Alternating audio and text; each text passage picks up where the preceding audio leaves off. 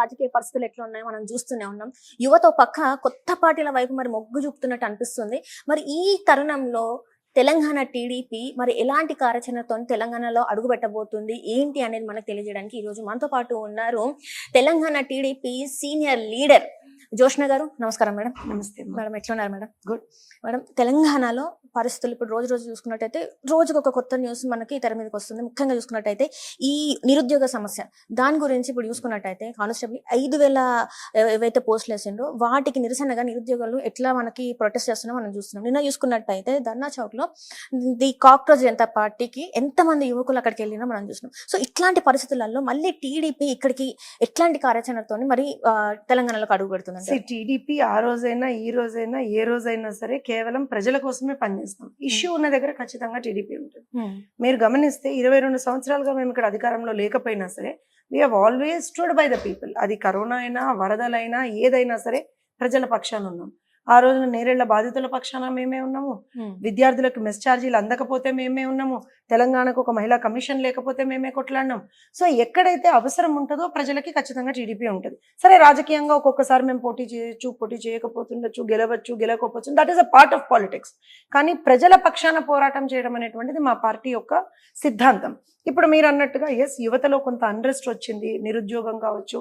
In fact అసలు తెలంగాణ సిద్ధించుకున్నదే నీళ్లు నిధులు నియామకాల పేరు మీద. కానీ మనం ఈ 12 ఏళ్ల తెలంగాణ ప్రస్థానంలో ఏం చూస్తున్నాము అని అంటే, వచ్చినటువంటి పార్టీలు రెండు కూడా, అటు బీఆర్ఎస్ కావచ్చు, కాంగ్రెస్ కావచ్చు, ఇవాళ రోజున అది ఆ సెంటిమెంట్ ని వాడుకుంటున్నాయి తప్పించి ఎక్కడా కూడా ఆ 3 కాన్సెప్ట్స్ మీద వాళ్ళు కాన్సన్ట్రేట్ చేస్తున్నట్టు మనకు కనబడతలేదు. ఇవాళ కూడా మనకి నిజంగా మాట్లాడితే నియామకాల విషయంలో వస్తే ఆ రోజున బీఆర్ఎస్ ప్రభుత్వంలో కావచ్చు, ఇవాళ కాంగ్రెస్ ప్రభుత్వంలో కావచ్చు, అదే రకమైనటువంటి ఒక అన్యాయం జరుగుతూ ఉంది. దాని మీద మాట్లాడేటువంటి వ్యక్తులు లేరు. విద్యాశాఖను తీసుకుంటే మీరు ఎక్కడికక్కడ గురుకులాల్లో ఇబ్బందుల్ని మనం ఆ రోజున చూసినాం, ఈ రోజున చూసినాం. దాని మీద ఎవరు మాట్లాడేటువంటి వ్యక్తులు లేరు. అరే, ఒక గంట సేపు వాన పడితే, గంట అయింది, అరగంట వాన పడితేనే హైదరాబాద్ మొత్తం ఏమంటారు అంటే మునిగిపోయేటువంటి స్థాయికి తీసుకొచ్చేసిండ్రు. ఏమనంటే గత పాలకులని, ఇంకెన్ని రోజులు గత పాలకుల్ని మీరు బ్లేమ్ చేస్తారు? 22 సంవత్సరాలు అవుతుంది తెలుగుదేశం పార్టీ అధికారంలో లేక. తర్వాత 10 సంవత్సరాలు కాంగ్రెస్ ఉన్నది, తర్వాత 9.5 సంవత్సరాల పాటు బీఆర్ఎస్ ఉన్నది, తర్వాత ఇప్పుడు మళ్ళీ 2 సంవత్సరాల నుంచి కాంగ్రెస్ ఉంది, 2.5 సంవత్సరాల నుంచి. సో ఏం చేస్తున్నారు? ఆల్మోస్ట్ 22 ఇయర్స్ నుంచి మీ 2 పార్టీలే అధికారంలో ఉన్నాయి కదా. ఎవరికి కూడా ఇవాల్టి వరకు కూడా హైదరాబాద్ ని మనం వర్షాకాలంలో ఏ రకంగా ప్రిపేర్ చేయాలి అనేటువంటి ఒక బేసిక్ సెన్స్ లేదు వాళ్ళకి. దీని మీద మీ స్టాండ్ ఏంటి? ఇప్పుడు ఇన్ని జరుగుతున్నాయి, ఇన్ని చూస్తున్నారు. ఇప్పుడు రెండు పార్టీలు అంటే 2 ప్రభుత్వాలను చూసిండ్రు, బీఆర్ఎస్ ని చూసిండ్రు, కాంగ్రెస్ ని ఇప్పుడు చూస్తున్నాం. మరి దీని మీద మీరు ఇంతవరకు ఏం క్వశ్చన్ చేసిండ్రు? ఇప్పుడు యువత కోసమే కావచ్చు, ఇక్కడ ప్రజల కోసం, రైతుల కోసం. నేను అదే చెప్తున్నా. ఆ రోజున బీఆర్ఎస్ ప్రభుత్వం ఉన్నప్పుడు మహిళా కమిషన్ లేకపోతే మేమే కొట్లాడినాం. తెలుగుదేశం పార్టీయే కొట్లాడింది, తెలుగుదేశం పార్టీ తెలుగు మహిళా విభాగమే కొట్లాడింది. ఇవాల్టి రోజున కూడా విద్యార్థుల పక్షాన మా టీఎన్ఎస్ఎఫ్ ఇంకా కూడా కొట్లాడుతూనే ఉన్నాం. ఎక్కడికి వెళ్ళినా సరే ఆ రోజున IIIలో జరిగిన ఇష్యూ అయినా మేమే ఉన్నాము. ఇంకెక్కడున్నా సరే మేము వెళ్ళినాం, కొట్లాడినాం, మాట్లాడుతున్నాం. ఇవాళ కూడా మమ్మల్ని ఎంతమంది ఎన్ని రకాలుగా మీరెవరు అంటే పోయి మీరెవరు రా, మేము ఇక్కడ ఉన్నోళ్ళం, ఇక్కడ ఉన్నోళ్ళం డెఫినెట్ గా మేము మాట్లాడతాం అనేది దీంతో మేము మాట్లాడుతున్నాం, ప్రజల పక్షానే మాట్లాడుతున్నాం. మీరు అన్నట్టుగా మీరు ఏం చేస్తారు అని అంటే, ఒక సమగ్రమైనటువంటి ఒక కార్యాచరణ తెలంగాణకి ఇవ్వాల్సినటువంటి ఒక అవసరం ఉంది. దాని మీదనే పార్టీలో కూడా సమాలోచనలు జరుగుతున్నాయి. క్షేత్రస్థాయిలో మేము దానికి సంబంధించి సర్వేలు నిర్వహిస్తున్నాం. What is the need of the hour?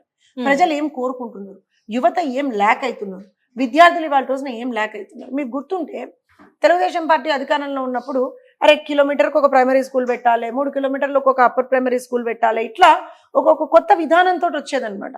ఇవాళ మనం చూస్తే ఏమైంది? గురుకులాలను ఆ రోజు ఇంట్రొడ్యూస్ చేసింది మేము. అంటే నేను I'm just saying, it's not that ఏమంటారు అంటే ఎవరు ఇవాళ ఏం చేయలేదా అంటే ఏం చేయలే అంటలేను. కానీ ప్రజల అంచనాలకు అనుగుణంగా ఈ ప్రభుత్వాలు లేవు. ఎంతసేపు వీళ్ళు కొట్లాడుకున్నాడు, వీళ్ళు ఏమంటారు అంటే పదవుల కోసం కొట్లాటలు ఉన్నాయి. అది పార్టీలలో అట్లనే ఉంది, వాళ్ళ కుటుంబాలలో అట్లనే ఉంది. అది తీసుకొచ్చి ప్రజల మీద రుద్దుతున్నారు. అంటే ఇప్పుడు ప్రజల మీద రుద్దుతున్నారా అని చెప్పేది అంటున్నారు. ఇప్పుడు ప్రభుత్వము 1,00,000 కోట్ల అంటే అవినీతి జరిగింది అని చెప్పేసి కాళేశ్వరం గురించి మాట్లాడుతున్నారు, అట్లనే టెలిఫోన్ ట్యాపింగ్ గురించి మాట్లాడుతున్నారు, అట్లనే ఈ కార్ రేస్ది దాని గురించి మాట్లాడుతారు. వీటన్నిటి గురించి మీరు పర్టికులర్ గా గొంతెత్తి ఒక ప్రెస్ మీట్ పెట్టి మాట్లాడింది ఎప్పుడు మాట్లాడిందంటే ఇప్పటివరకు మీరు ఎక్కడో మీరు లాస్ట్ లో వెళ్ళిపోయారేమో అని చెప్పేసి ప్రజల్లో ఒక ఆలోచన అయితే కలిగింది. ఇప్పటికీ తెలుగుదేశం పార్టీ ఎప్పుడూ కూడా ప్రజల్ని విడిచి ఎక్కడికి వెళ్ళదు, తెలుగు ప్రజల్ని విడిచి ఎక్కడికి వెళ్ళదు. తెలుగుదేశం పార్టీ సిద్ధాంతం అది కావచ్చు. మీరు అనుకుంటున్నారేమో కానీ కాళేశ్వరం విషయంలో కావచ్చు, ఈ కార్ రేసింగ్స్ విషయంలో కావచ్చు, లేకపోతే ఇంకా చాలా విషయాల్లో మేము ఎప్పుడూ కూడా మాకు సంబంధించినటువంటి ఆ కన్సర్న్, ఈవెన్ నిన్నగాక మొన్న ఇప్పుడు మనం మాట్లాడుతున్నప్పుడు కూడా మహబూబ్నగర్ జిల్లాలో జరిగినటువంటి కొన్ని భూ కబ్జాల గురించి మా పార్టీ నాయకులుగా ఉన్నటువంటి మా మాజీ అధ్యక్షులు బక్కి నరసింహులు గారు వాళ్ళ దాని మీద కూడా మాట్లాడుతూనే ఉన్నారు. ఆయనకి చాలా వ్యతిరేకత వచ్చింది కదా ఇప్పుడు తెలంగాణలో. ఇప్పుడు ఆయన నేను ఒక మాట చెప్తాను, వ్యతిరేకత అనేటువంటిది ఒక్కొక్కసారి మనం ఒక హ్యూజ్ కాంగ్రమేషన్ లో ఉన్నప్పుడు ఒక్కొక్కసారి ఒక మాట మాట్లాడకూడనటువంటి మాట వచ్చింది కావచ్చు. దానికి సంబంధించి వెంటనే మా పార్టీ అధ్యక్షుల వారు, జాతీయ అధ్యక్షుల వారే దాని మీద ఒక క్లారిటీ ఇచ్చింది. కానీ మీరు ఏం గమనించాలి అని అంటే, ఇవాళ గ్రౌండ్ లెవెల్లో వెళ్ళి ప్రజల కోసం పనిచేస్తున్నాం మేము. ఇది వాస్తవం. ఎందుకనంటే నాకు తెలిసి అటు టిఆర్ఎస్ లో ఉన్నటువంటి బీఆర్ఎస్ ఏమో ఇప్పుడు బీఆర్ఎస్ లో ఉన్నటువంటి విద్యార్థి విభాగం కావచ్చు, కాంగ్రెస్ లో ఉన్నటువంటి విద్యార్థి విభాగం కావచ్చు, ఇంకే పార్టీలో ఉన్నటువంటి విద్యార్థి విభాగాలు కూడా విద్యార్థుల తరఫున వాళ్ళు మాట్లాడతలేరు. I can show you what our TNSF is doing.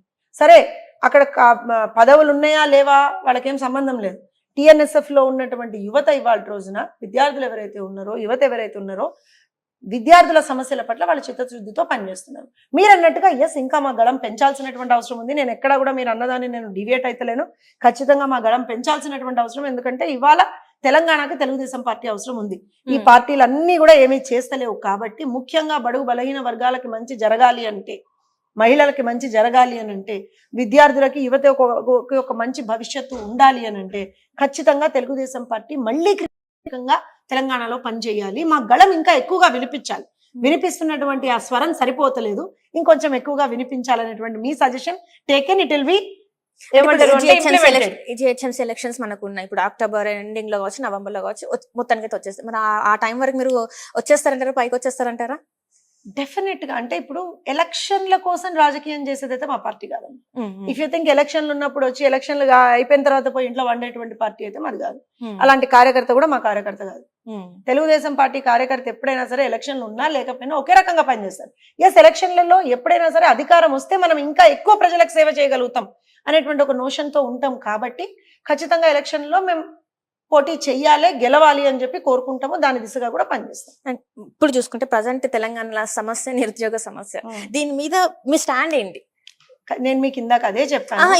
ఇప్పుడు ఈ 5,000 ఏవైతే చేశారో, ఇప్పుడు గవర్నమెంట్ ని క్వశ్చన్ చేస్తుంది, యువత ఏం క్వశ్చన్ చేస్తుంది అంటే, మాకు 5,000 కాదు, ఏదైతే 20,000 ఉందో, 25,000 ఉందో, మాకు అవన్నీ చెయ్యండి అని చెప్పేసి మాట్లాడుతుంది. దీని మీద ఏ పార్టీ మాట్లాడట్లేదు. నేను ఒక విషయం చెప్తానమ్మా. ఖచ్చితంగా ఇవాళ యువతకి ఉద్యోగ అవకాశాలని కల్పించాల్సినటువంటి బాధ్యత ప్రభుత్వం మీద ఉంది. నేనేమంటాను అనంటే, వాళ్ళు ఒక మాట మిమ్మల్ని అడిగినప్పుడు మీరు దాని మీద ఒక సమాలోచన చేయాల్సినటువంటి అవసరం ఉంది. విద్యార్థి సంఘాలతో కూర్చొని మాట్లాడాల్సినటువంటి అవసరం ఉంది. ఎందుకంటే అదే ప్రజాస్వామ్యం. అనగదొక్కడం ప్రజాస్వామ్యం కాదు. ఇప్పుడు ధర్నా చౌక్ని ఎత్తేసినంత మాత్రం ఏమీ కాలే. ఆ రోజున మన వాయిస్ ఇంకా గట్టిగా వినిపించినాం. సో ఇవాళ ప్రభుత్వం కూడా విద్యార్థుల్ని, నిరుద్యోగుల్ని మేము నజరందాజ్ చేస్తామంటే మాత్రం వాళ్ళ కుర్చీలకే ఎసరు వస్తుందని నేను చెప్తాను. సో డెఫినెట్ గా 5,000 ఉద్యోగాలకు సంబంధించి ఏదైతే ఒక స్టాండ్, ఒక కంప్లైంట్, ఒక కన్సర్న్ నిరుద్యోగుల్లో ఉందో దాని మీద ఖచ్చితంగా మాట్లాడాల్సినటువంటి అవసరం ఉంది. దీనికి సంబంధించి మా యువత విభాగం అలానే మా విద్యార్థి విభాగం రెండింటితోటి కూడా ఒక కంబైన్డ్ కార్యాచరణతో మేము వస్తాము. ఇప్పుడు రైట్ నౌ తెలంగాణలో ఉన్న పార్టీలు అండ్ ఇప్పుడు వచ్చిన కాక్రోచ్ జనతా పార్టీ, ఏవి మీకు పోటీ అనుకుంటున్నారు? ఏం పార్టీ అమ్మా? Cockroach Janata party. Cockroach Janata party. ఎందుకంటే యువత ఎక్కువ అంటే ఇప్పుడు ఉన్న యువత ఎక్కువ వైపు నేను చూసుకున్నట్టయితే 5,000 అంటే పెట్టిన కొద్ది రోజుల్లో ఎంత మంది వచ్చారు కదా. నేను ఒక విషయం చెప్తాను. బాధ ఉన్నది, ఇబ్బంది ఉన్నది, మా బాధని ఇంటరేమో అని వచ్చిండ్రు నిన్న అక్కడ. అంతేగాని దానితో నేను మిమ్మల్ని అడుగుతున్నా, మీ ఛానల్ నిన్న అక్కడ పెట్టింది కదా, మీ కెమెరా పెట్టింది కదా, విన్నరా? యువత మాట ఎక్కడన్నా వినబడ్డదా? నిన్న క్వశ్చన్ చేసిండ్రు కదా, యువత మాట ఎక్కడన్నా వినబడ్డదా అంటున్నా. సో కాల్డ్ మేతావులు మాట్లాడినటువంటి మాటలే వినబడ్డాయి కానీ యువత మాట అక్కడ కూడా వినబడలే. యువత గళాన్ని వినిపించాల్సినటువంటి అవసరం ఉంది, గళాన్ని వినాల్సినటువంటి అవసరం ఉంది. ఇప్పుడు నేను ఇంకో విషయం చెప్తా. ఇక దానికి ఏ పేరన్నా పెట్టుకోండి కానీ, కాక్రోచో, ఇంకొకోచో, లేకపోతే మస్కిటోనో, లేకపోతే ఫ్లైయో ఏదన్నా పెట్టుకోండి. ప్రజలకి మంచి చేస్తా అంటే ప్రజలు హక్కును చేర్చుకుంటారు. మీ స్వలాభం కోసం మీరు ఫేమస్ అవుదామని ఏదైనా చేస్తా అంటే మాత్రం ఈడ్చికొట్టి కిందకు పారేస్తారు. అది నా తెలంగాణ ప్రజలు అత్యంత జాగరూకులు. వాళ్ళకు ఉన్నటువంటి చైతన్యం, రాజకీయ చైతన్యం చాలా చాలా ఎక్కువ. ఈడ్చి కొడితే మళ్ళీ ఇంకొకసారి లెగకుండా కూడా కొడతారు వాళ్ళు. అది వాళ్ళకు ఉన్నటువంటి రాజకీయ చైతన్యం.